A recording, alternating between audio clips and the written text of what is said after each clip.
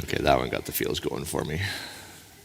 There's something about the role of a water carrier in this world. Okay, let me transition. My name is Vince. Welcome to the Spiritual Gym today. Today I'm going to show you a magic trick. I like you guys are all looking at me like, ooh, what's that going to be? It's this. See my shoes? I bet you all think these are just really fashionable shoes, right? That's what you guys were all thinking, right?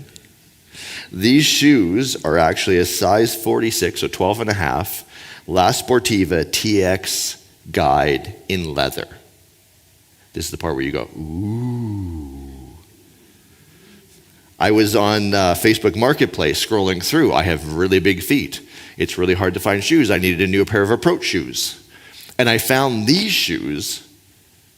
Now these shoes, let me help you understand. These shoes were imported by somebody else from Italy. That's where they're made, because you can't get them here. They're imported from Italy and brought here. They're $250 pair of shoes, listed for $50. I didn't even have the heart to say, well, would you take 40? I was like, I remember going, giving him my money. As I'm driving away, is anyone old enough to remember the old IKEA's commercial? Start the car, start the car. That's how I felt. I was like, holy. And then I had this moment where I kind of reflected back. I got off my own stuff. And I reflected back to my conversation. I walk in. It was over by COP. I think it's called the Weasel Head area. There's a new development. I meet the guy. He comes out and he shakes my hand. And he tells me the story. He's like, I imported these from Italy. And then I fell climbing and I broke my foot. And now my foot's the wrong size. And so they've been sitting in my closet forever, laughing at me. Shoes that are too small have how much value? The fact that I would come and give him $50 for these things that completely were like wasting space in his closet, he's going, start the car. I can't believe the guy paid that much for them. In the old days, we used to use Kijiji, not Facebook Marketplace. I call this the Kijiji effect. Two people came together and traded something, and we both left feeling we got more than we gave. That's the magic trick. Now, what do you need to make the magic trick work? Think about it. If I would have showed up at his place and he had the same size feet as me, and we both had the same pair of shoes, we both climbed in the same way, and by the way, these things climb. I climbed yesterday. There was a spiritual moment there. But let's just say he likes climbing like me, he has the same size feet. Are we going to be able to do the Kijiji effect? No. So what do we need? We need two people who are different. Different. My wife and I are quite different. She's infinitely more stylish, infinitely more beautiful, all the things. But the way I want to talk about her difference is she doesn't like going grocery shopping. The act of going to the grocery store, walking through the aisles, doesn't like it. I don't really like doing laundry. Difference. So how do we solve it? I do the grocery shopping. She does the laundry. Kijiji effect. Simple, isn't it? And yet think of the difference. Every time she goes by the grocery store, she's like, I don't have to go in there. And every time I go into my closet and I open my drawer and all my clothes are right there and they're clean, I'm like, this is wicked. Now here's the difference. Kijiji effect needs two people who are different. At least two people. You can do it with many more people, but at least two. And you can do this in intimate relationships. You can do this with your neighbor. You can do this with anyone. Now, this is ninja level, folks. So if you're going, well, this is really hard and I'm not sure I can do this. Yeah, it is really hard. Because often this is what happens with difference. Can you throw up the model for me, Nathaniel? We've been talking about this all along, but it's insightful. If you're in this bottom section of the model, I against them, you see how the circles don't touch each other? This is what difference is. Oh, you're different from me? Well, there's something wrong with you. In fact, I'm going to use that difference and weaponize that against you. Oh, you're too this, you're too that. I can't believe. Or you'll turn it on yourself. Shame. Oh, I'm a piece of crap. Oh, I can't believe I do that. Oh, I'm always this way, right? And so difference then in this I against them is the thing that fuels the war. It's weaponized. It's the missiles that you shoot at other people or you shoot at yourself. It's a landmine you step on. Kaboom. And so if you've lived a lot of your life in I against them, the Kijiji effect is not something you can do. You need to be able to elevate yourself up into this next category of win-win. We call it the beginning of we. Where you're looking at differences not as, oh, I'm going to take you out. As soon as you tell me something that's different from me, I'm going to use that. And when someone says, like, oh, hey, how are you doing? You don't want to say anything because you know that it's going to come back and bite you in the butt later on, right? In we, though, we're looking for something different. We're looking for the pieces that allow us to create the Kijiji effect. Start the car. Now let's just take a second and be really honest. Where have you been in your relationships? Are you an I against them? Difference is a weapon. Difference is bad. I don't like you, you don't like me. Or are you in this we phase? Or are you saying, wait a second, we're different. That's not easy. I could have given you a whole litany of areas that me and my wife are different. It's not easy. Me and my brother, quite different. We're still figuring it out. We're only 50, I'm 52, so we've only got 52 years in. I figured it's going to take another 52 to figure it out. Where are you? If you're honest. And this isn't functional. This is almost ideological. How are you approaching the relationships in your life? With your neighbor who lets their dog poop on your yard. Where are you? Because if you can go and hold in your mind, I am going to see this person in we. I am going to look at this person as, I'm not going to do anything that's going to be bad for them and good for me. In the same way, I'm not going to do anything that's good for them and bad for me. No. Ideologically, I make the choice to live in we. Now, once you can make that choice, and I want to invite you today to make that choice. I'm going to use this word, the spiritual decision to see the world around you through we. Because I think sometimes that's the only thing that has enough power to take us there. We. If you can do that, difference becomes a superpower you can leverage. Difference is something you look for, not to say, I'm different from that person, I feel alienated. No, that's I against them. No. Difference is this thing that goes, okay, you're different, great, I'm different. How can we leverage this? How can we make this work? Once you have that mindset, and once you can hold that in a space, everything changes. There's this great story of Jesus. This story starts, the first line or two is essentially this. Jesus is in a foreign country and he runs into a woman. Man, woman, first difference. Did I do the right order? Different genders, yes. Second thing, Jesus is in a foreign country. The woman's in her hometown. Third difference, he's Jewish. She's Samaritan. Remember when we talked about the Samaritan story?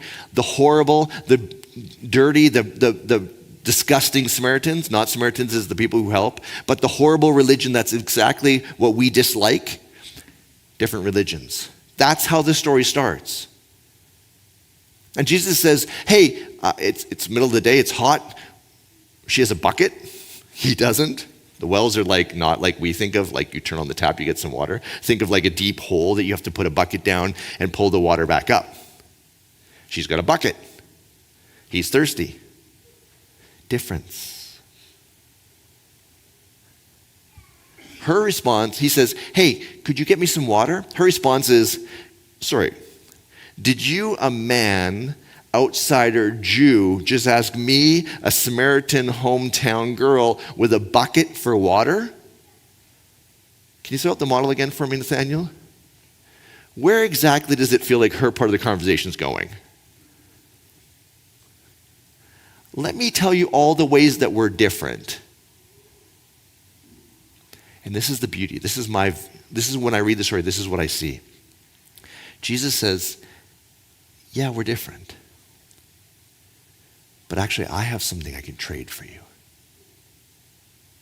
If you give me water, I can teach you a way of life that will change everything.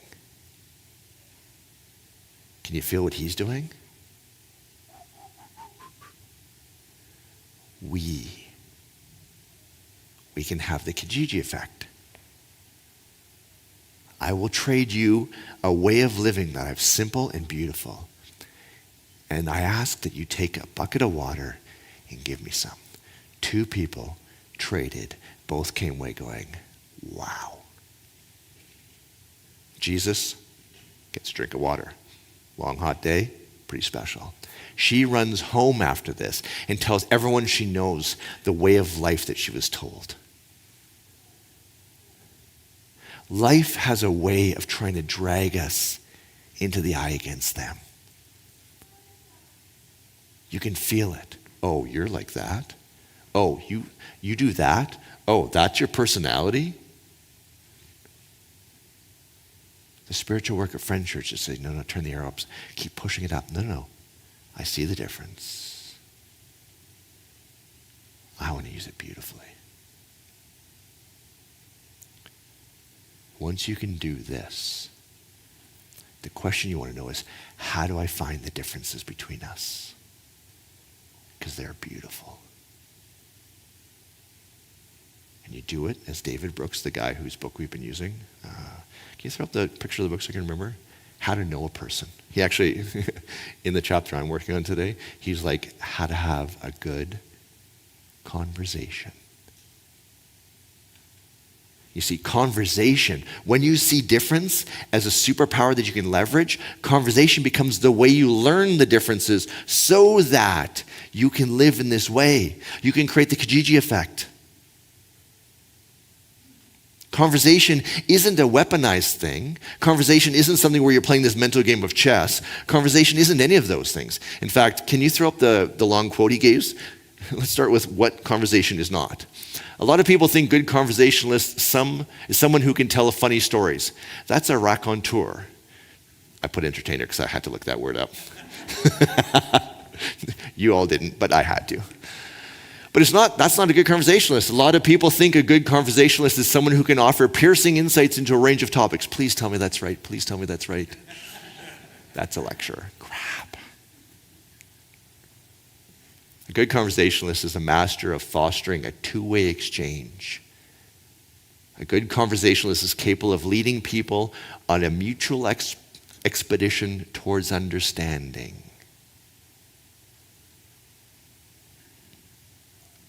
If you're in a conversation and at the end of the conversation you realize you talked 90% of the time, that is not a conversation. You maybe needed that. There's nothing wrong with it. But it's not a conversation. In fact, you should probably talk to the person who listened for that long and say, thank you. I appreciate that. If you're a person who doesn't disclose a whole lot in a conversation, you keep the cards pretty close to the chest, that also is not a conversation. That is a game of mental chess in I against them that says if I share things with you, you'll weaponize them against me, and so I'm going to keep everything close to my chest. Not a conversation. If you've come to the end of a conversation and you look back in your mind and say, I have asked 0 questions of the other person, that is not a conversation. That is a soliloquy. You should be writing things for Shakespeare. A conversation is mutual understanding. Hey, this is who I am. Who are you?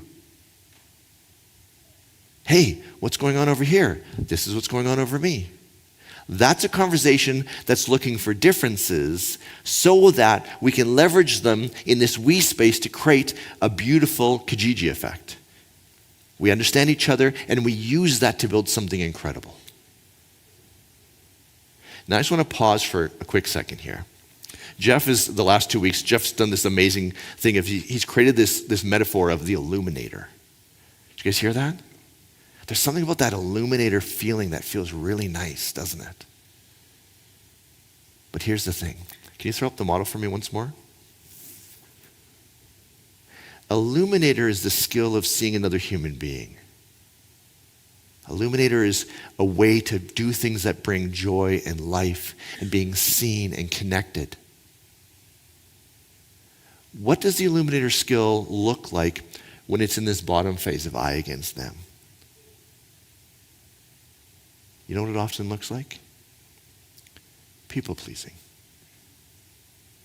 A relationship that you realize when the person looks at you, they don't even see you, but they like you. Or they like the thing that you were. They like that you illuminate them in their life. But they don't actually see you because you hid that. You became something charming to get something back. That's not we. That's I against them. And the I that the war that you're doing is the war against yourself. Instead of saying, this is who I am, and now I'm going to engage beautifully with you, so you can see me, and they can come back and go, oh, wow, you're really awesome. That's we. You do it by putting on a mask. I do it too. Put on a mask. And then when they love the mask, we don't feel loved. Because we're not the mask.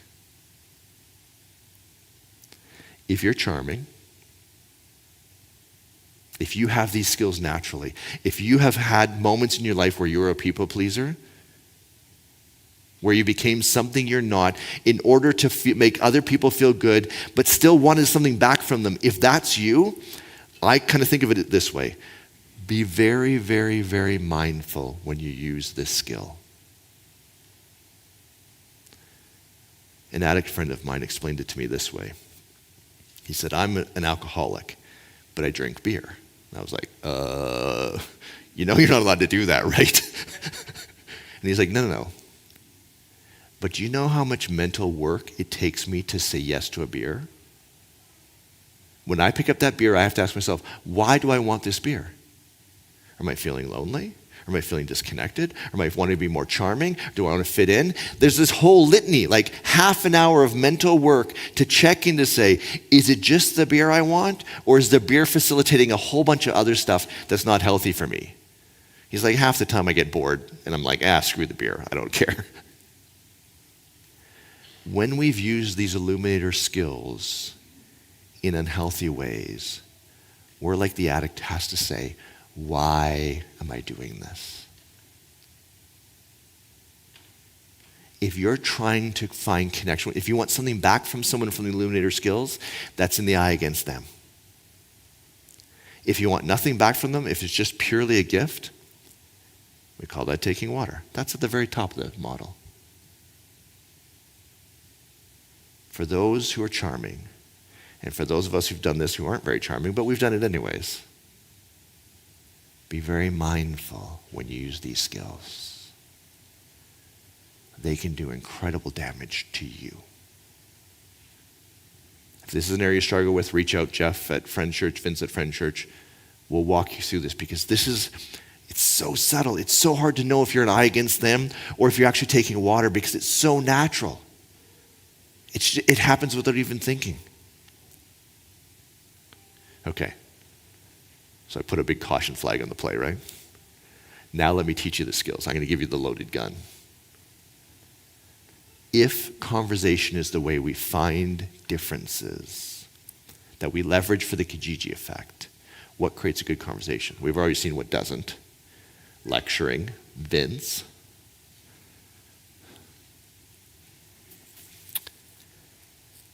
There's a researcher that I study, her name's Alison Armstrong. She has this thing called the duct tape challenge. I have a nephew, his name is Jackson, wicked guy, he's a video game developer. His brain works the speed that my brain works.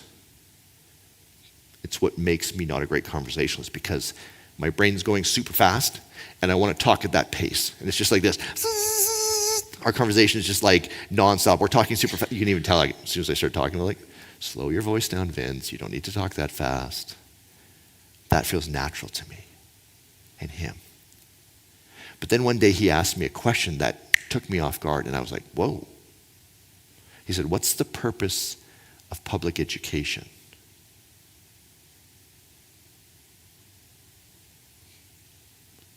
You know his response was? Vince, you never stop and just think about what I say. You always have an instant response. You don't listen to me. You like the conversation. You don't like listening to me. The duct tape challenge says this. Take a piece of duct tape, hold it in your hand, and say this. What do you think about X? Whoop. Sorry, sound person. And then you stop talking. And then you're going to want to say things like, well, they're not talking right away because they're thinking deeply about, from the depths of their soul, how they're going to answer this. But I don't like that. So I'm going to rephrase my question or give them a multiple choice option, or maybe change the subject, or maybe just fill in the dead silence with talking because I don't like silence. Don't put up your hand, but anyone guilty of that? Duct tape challenge. She says this, put the duct tape over your mouth until they stop talking. What if they're talking slow? What if I haven't? And then once they stop talking, you crack the duct tape open just in the corner and say, is there anything more you'd like to say about that? And then you slap it back on again. And you wait. And you listen. A good conversation needs insane amount of listening. If you didn't get if you haven't asked questions, go back and listen to Jeff's message. He'll tune you up. And then you put duct tape over your mouth and you listen. And you listen. And you listen, Vince. First date duct tape challenge. Second, I remember being in my counselor one time. I was trying to deal with an interpersonal problem. And I said to her, they said X. And she was like, well, that's not what they mean. I'm like, but they said X. That's not what they mean. They said X. Anyone going like, hey, you said X. Or someone says to you, no, you said this. And you're like, okay, but it's not what I mean. Words and meaning aren't directly connected. I used to be a teacher's aide in grade 6. Grade 6, kid's great. Little guy, had ADD, FAS, really tough upbringing. Mom's an addict. He lived with her. When she could stay sober, he lived with her. Other than that, he was in the foster system. I get a call one morning. Your kid's in a lot of trouble. He stole from the teacher yesterday. I go, great. Roll into school. There he's sitting. He's just like curled. His head's almost on his lap. And the most popular girl in school is sitting next to him. I look at the teacher and she's like, yeah, they both. And the teacher said, you're going to be punished. I still to this day remember the difference. She cracked a little smile. And then before the teacher could see it, she made her face blank. She's a wealthy kid. Punishment is like, maybe you won't get your phone for an hour or so. Maybe you can't go with your friends. Like, punishment is like, who cares? My guy's face turned white, like sheet white. He'd never been punished in love. Everyone knew. He didn't say, but everyone knew. This kid had been abused for most of his life. In every way a person can be abused. Punishment to him said somebody who's bigger than you and stronger than you is going to take all their anger out on you. Same word. You're going to be punished. The difference, huge. When you're having a conversation and someone says a word, be very mindful that what they mean might not be what it means to you. Remember the story of punishment. Whatever word they use, go, wait a second, do I fully understand what you mean by that? Not you said. What did you mean? First thing, duct tape challenge. Second, find the meaning under the words. The third thing, we just came through a pandemic. I guess you guys all know that, right? Don't need to tell you that. During the beginning of the pandemic, I still remember reading about Italy. Italy was going through the roof. Their healthcare system was being overwhelmed. We had the first couple of cases here. We knew that it was contagious. And they started to talk about this thing called lockdowns. Now, if you have a group of people in a communicable disease, lockdowns make some sense, don't they? You separate people so they can't be contagious with each other, and hopefully we don't all die because the healthcare system falls apart and we all get COVID and die. I don't know. But there's a cost to a lockdown. We learned a lot about that later.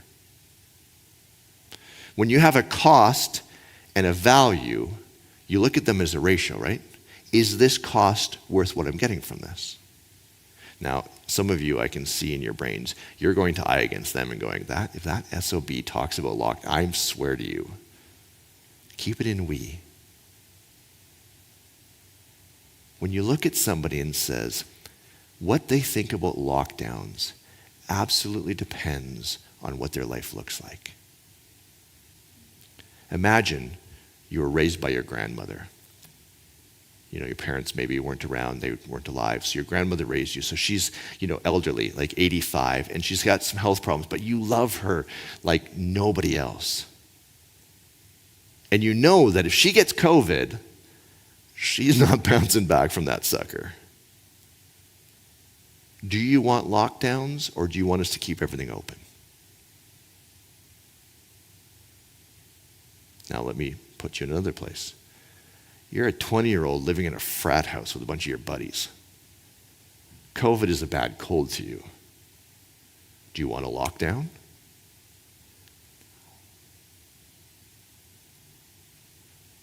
Whenever someone says something you disagree with, look for the thing underneath the thing. Why is it that you don't like lockdowns? Why is it that you do like lockdowns?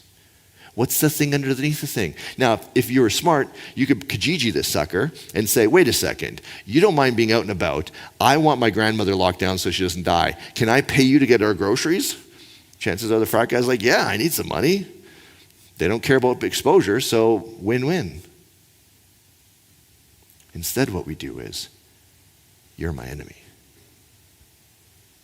I against they. A good conversation says, in difference, there's always something underneath it. How do I dig deeper? How do I be curious? Conversation in this way takes you to a depth that chances are you've never experienced before. And if you understand that differences is not a bad thing, that's I against them. In we, it's this thing that we use to make both of our lives better. Conversation becomes the thing we use to learn deeply about each other so that we can make this Kijiji effect change. So let me ask you, where are you in the world? Where are you in your world? How are you using conversation? Are you using an I against them? Using it to create the thing you need to do to weaponize whatever, to win the fight, to be right, to get whatever you want? Or have you ideologically shifted into we to say, wait a second, how can I use this to make both of our lives better? Jesus, I will trade you a way of life for a drink of water. Magic. How are you guys living that magic out? I thought I was doing pretty good until I started working on this message. And now I'm looking through my life with my wife and going, wait a second. With my family, ooh. Colleagues, me and Jeff are very different people. Sometimes, in I against them, it's not pretty. But when we see both of us can bring something to the table, suddenly something becomes magic. For those of you who love conversation for its own sake, fill your boots. Sometimes you just need to talk. Some of you are verbal processors. That's great. Some of you just need to let it out. Sometimes you just need to vent stuff. That's great. But conversation is the way to look at the people in your life and say, who are you and how are you different? And how can we use this for the Kijiji effect? I know about you, but living an I against them, that's a lot of work, and it's a lot of pain and a lot of suffering. In this we place, everything shifts. And then when it's really magical, when I have enough of that middle section, I can use this in the world around me without any strings attached to say, how do I take water to the people in my life? If you ever come running with us, and I encourage you to do it, we will never run by a homeless person without stopping for a visit. It's one of the ways that we take water. Hey, I see you. What's going on? How are your socks? Do you need some? May we be people who through this we sense, see difference as not ammunition, but as a way to create beauty and love in this world. Amen? Have a great week. May you live in we.